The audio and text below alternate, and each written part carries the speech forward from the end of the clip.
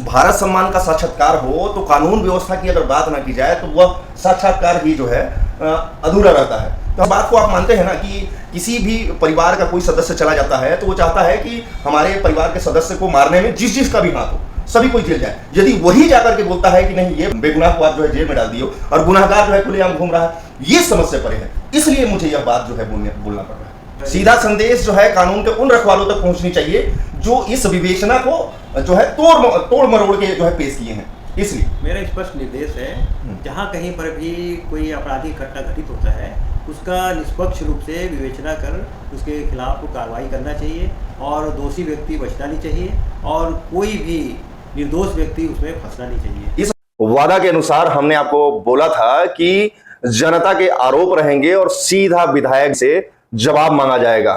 पिछली दफा हमने दिखाया था विधायक बृहस्पति सिंह को और दिखाया था हमने विधायक व संसदीय सचिव पारसनाथ राजवाड़े को। अभी हम मौजूद हैं छत्तीसगढ़ के लुंड्रा विधानसभा क्षेत्र में और यहां के विधायक डॉक्टर प्रीतम राम हैं। नमस्कार, मैं कुमार जितेंद्र भारत सम्मान में आप सभी का स्वागत करता हूं और आरोपों का सिलसिला जारी करते हुए सीधा उनसे रुख लेते हैं और उनका जवाब चाहते हैं। सबसे पहले आरोप पर हम यदि मद्देनजर रखें तो पहला आरोप है कि छत्तीसगढ़ में स्वास्थ्य केंद्र होता है, उप स्वास्थ्य केंद्र होता है। छत्तीसगढ़ में कई ब्लॉक ऐसे हैं जहां पर 100 परीक्षण भवन उपलब्ध नहीं है।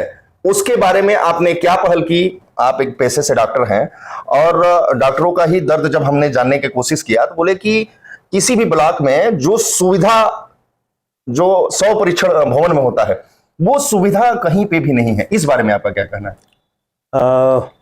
ये बात सत्य है कि सामुदायिक स्वास्थ्य केंद्र, प्राथमिक स्वास्थ्य केंद्र स्तर पर जो 100 परीक्षण कक्ष होता है उसमें एग्जॉस्ट फैन और प्रॉपर लाइटनिंग का उस टाइप की कुछ कमी रहती है। अन्यथा सूर्य की रोशनी में पोस्टमार्टम करने का प्रावधान है, नियम है और पूरे दिन में जब तक सूर्यास्त न हो जाए पोस्टमार्टम करने का नियम है और उसी दरमियान ही पोस्टमार्टम किया जाता है।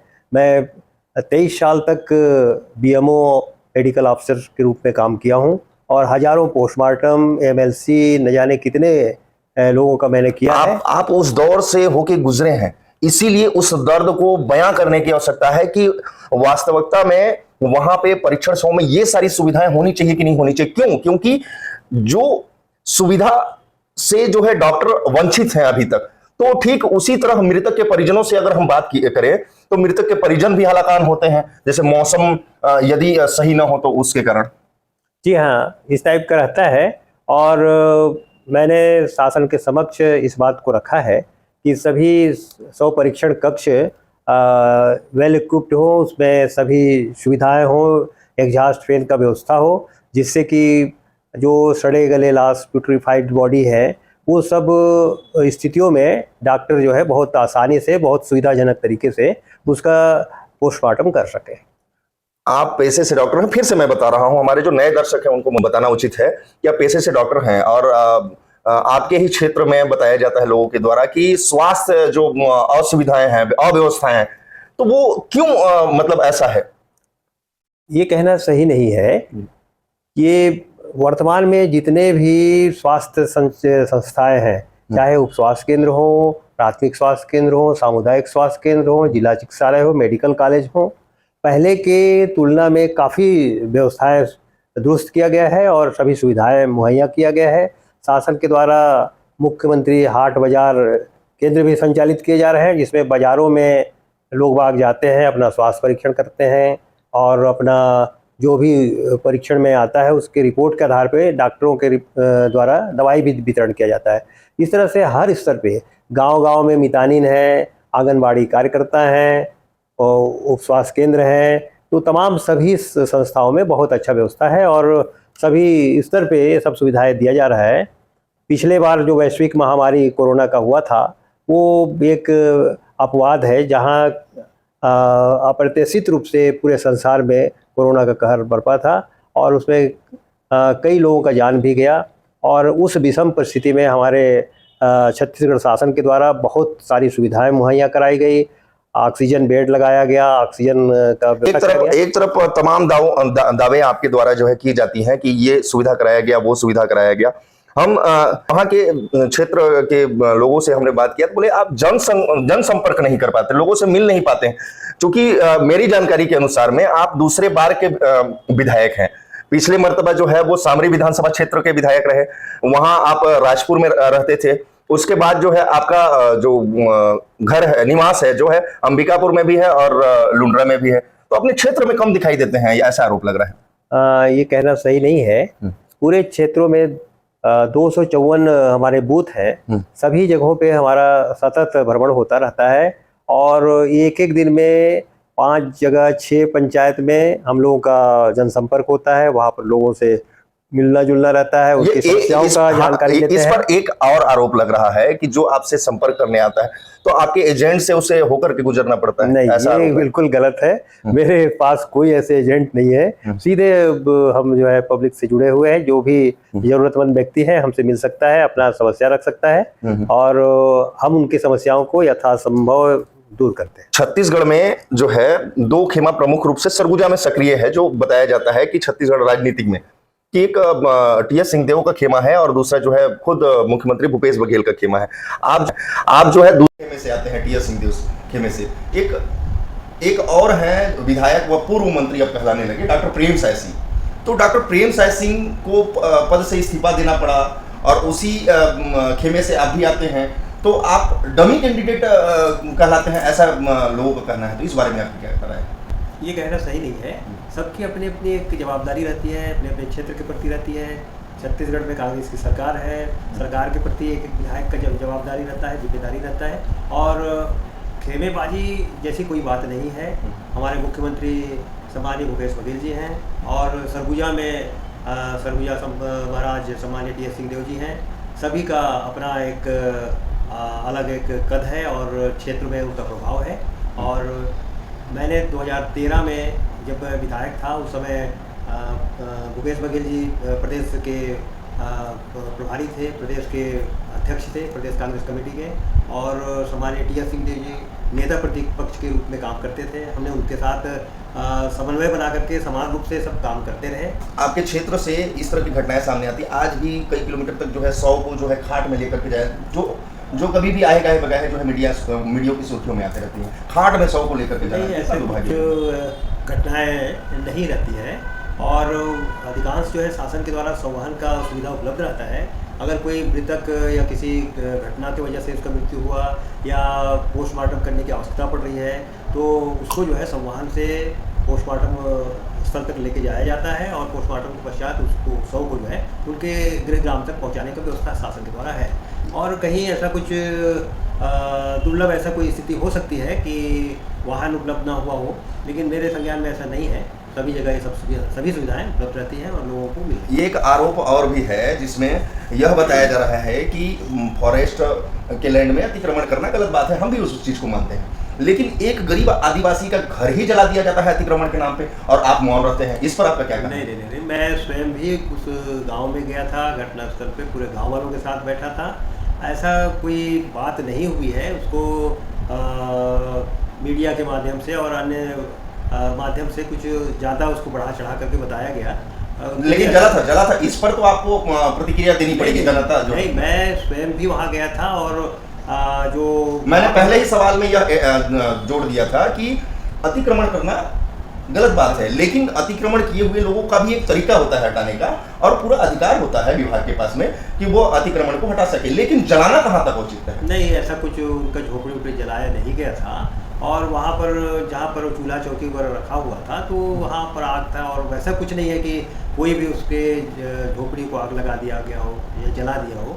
ऐसा मैं गांव में जब गया था तो मेरे संज्ञान में बात नहीं डाला गया। मतलब आप पीड़ित परिवार से भी नहीं मिले? नहीं, पीड़ित परिवार से मिला हूँ, सब पीड़ित परिवार से मिला हूँ, पूरे गाँव वालों से मिला हूँ और इस तरह का कोई बात नहीं है। और मैं इस तरह के गरीब तबके के लोग जो चाहते हैं कि कहीं पर अपना ज़मीन उनको मिले, आशियाना बनाए, तो ऐसा उनके प्रति हमारा हमेशा हमदर्दी रहता है, उनको मदद करने का नियत होता है। और जो घटना उस गांव में घटित हुआ था उसमें झोपड़ी जलाने वाली कोई बात नहीं थी। और इत्तेफाकन कुछ ऐसी इस तरह से बात को प्रदर्शित किया गया कि झोपड़ी जला दिया गया। आपके विधानसभा क्षेत्र में उप स्वास्थ्य केंद्र में जो डॉक्टर की नियुक्ति की गई है वो आएगा बगैर नदारत रहते हैं, ऐसे आरोप लगते हैं, तो इस पर आपका क्या कहना है? नहीं, सभी डॉक्टर अपने अपने ड्यूटी में समय पे रहते हैं, और जहाँ कहीं इस टाइप का कोई विषम परिस्थितियों में कोई अगर डॉक्टर नहीं है तो आजकल हमारे यहाँ जो है ग्रामीण चिकित्सा सहायक भी होते हैं, वो लोग भी संभाल लेते हैं पूरा व्यवस्था। आयुष के चिकित्सक भी रहते हैं, वो लोग भी व्यवस्था संभाल लेते हैं। डॉक्टरों की जो व्यवस्थाएं हैं पहले के 15 साल के शासन काल के तुलना में स्वास्थ्य व्यवस्थाएं बहुत ही सुदृढ़ है और बहुत ही अच्छे से संचालित की जा रही है। खेमे वाली बात पर हम फिर से आते हैं कि जब आप खेमा बदलने का सोची और आपको जो है उसका परिणाम भी मिला, और आप जो है छत्तीसगढ़ मेडिकल कॉरपोरेशन लिमिटेड के जो है चेयरमैन बनाए गए, ये खेमा बदलने वाली ही बात को लेकर के, तो उसके बाद भी आपके साथ में क्या परेशानियां आया इस बार? इसमें कहीं कोई परेशानी नहीं है, ना ही कोई खेमेबाजी है। अब जब भी निगम मंडल का विस्तार होता है उसमें सीजेएमएससी का जो गठन करने की बात आई काफ़ी विलम्ब से हुआ, और मैं विधायक हूँ और जागरूक विधायक हूँ अपने लुंड्रा विधानसभा क्षेत्र का, और जब कभी भी कोई भी बात होता है हमको मुख्यमंत्री से सीधे सीधे वास्ता रखना पड़ता है, उनसे मांग करना पड़ता है। हमारे क्षेत्र में मुख्यमंत्री जी भेंट मुलाकात कार्यक्रम में आए, मैंने क्षेत्र की तमाम जितनी भी बड़ी बड़ी मांगे थी उन सबों को मांगा, और मुख्यमंत्री जी ने बहुत ही सहृदयता के साथ उन सभी मांगों को पूरा किया।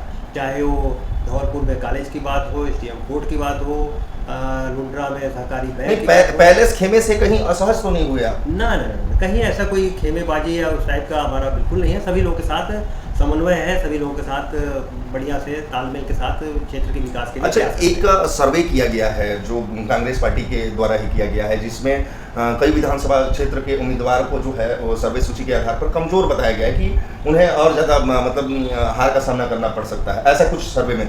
तो आपके भी विधानसभा क्षेत्र को सर्वे सूची में जो है डाउन दिखाया गया, तो क्या लगता है कि डॉक्टर प्रेम सिंह की तरह जो है आपका भी टिकट कटना तय है? नहीं, ऐसा कुछ सर्वे जो है ये सब बहुत सारे फर्जी सर्वे रिपोर्ट भी पब्लिश होता रहता है, प्रकाशित होता रहता है, उसमें कोई दम नहीं है। जो हम लोगों को LIB और शासन स्तर से जो सर्वे रिपोर्ट है उसका भी हम लोगों को काफ़ी मिलता है, और उसमें तमाम सभी स्थितियों से अवगत होना पड़ता है। मैं स्वयं भी अवगत हूँ, और मेरा सर्वे रिपोर्ट में स्थिति बहुत ही स्ट्रांग है, सुदृढ़ है, और जीत के प्रति आशान्वित व्यक्त किया गया है। सभी संगठन के पदाधिकारियों के साथ बहुत मतलब मान लें कि आपका टिकट मिलना तय है और आप जीत भी रहे हैं? मैं पूरे विश्वास के साथ कह सकता हूँ, जिस तरह से सभी लोगों के साथ संबंध है, समन्वय है संगठन के साथ और वरिष्ठ नेताओं के साथ, और क्षेत्र में मेरे सक्रियता, क्षेत्र में मेरे लुंड्रा विधानसभा क्षेत्र में जितने भी विकास के कार्य हुए हैं वो ऐतिहासिक है। आज तक के किसी भी विधायक के कार्यकाल में इतने कार्य नहीं हुए हैं जितने इस 5 साल में, पौने 5 साल में हुए हैं। छत्तीसगढ़ के मुखिया भूपेश बघेल हैं, उनको आप साधने का काम किए, तो क्या टीएस से दूरियां नहीं बढ़ी आपकी? बिल्कुल नहीं। ऐसा किसी प्रकार की साधने या दूरियां बढ़ाने वाली बात ही नहीं है। हमारे दोनों बहुत ही आदरणीय और सम्मानीय नेता हैं।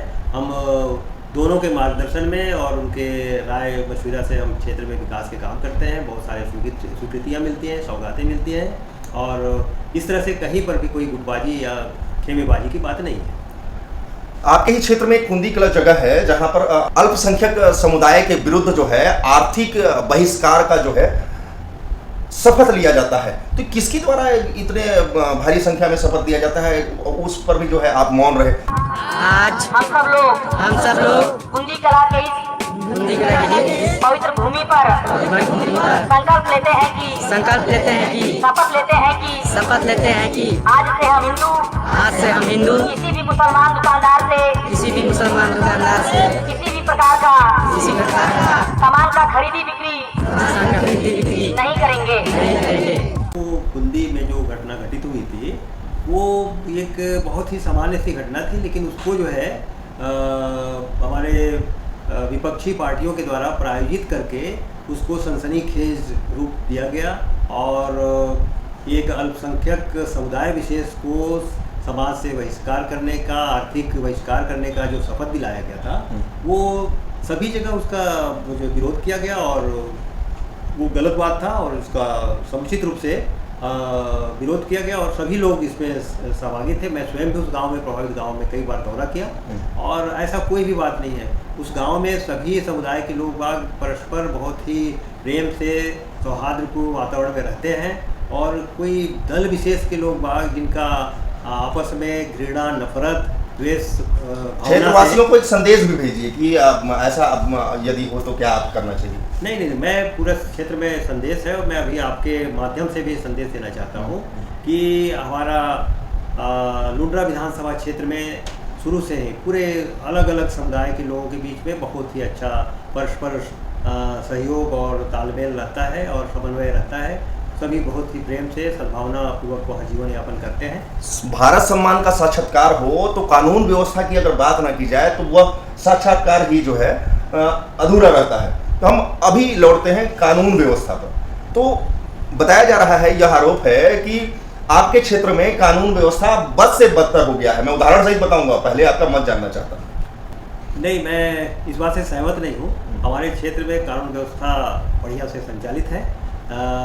जितने भी थाना है, पुलिस व्यवस्था है, सभी चुस्त काम कर रहे हैं। आपने बोला अभी एक आरा में एक अल्पसंख्यक का घर जला दिया गया। दूसरी मर्तबा जिस समुदाय विशेष पर शपथ लेने वाली बात थी, वहीं पर एक मीडिया कर्मी के ऊपर जो है थानेदार हावी हो जाता है कि इस मीडिया को जो है दबाया जाए या फिर इसकी जनता की जो है बात न की जाए। दूसरी बात कि एक वहाँ के जो स्थानीय जो आपके क्षेत्र के जो प्रेस क्लब के अध्यक्ष हैं, उनको एक भीड़ के द्वारा जो है सामूहिक रूप से जान से मारने की कोशिश की जाती है।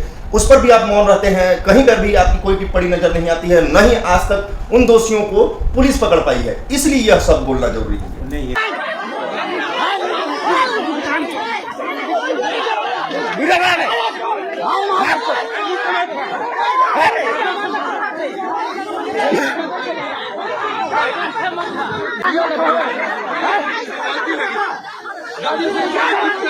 गलत है।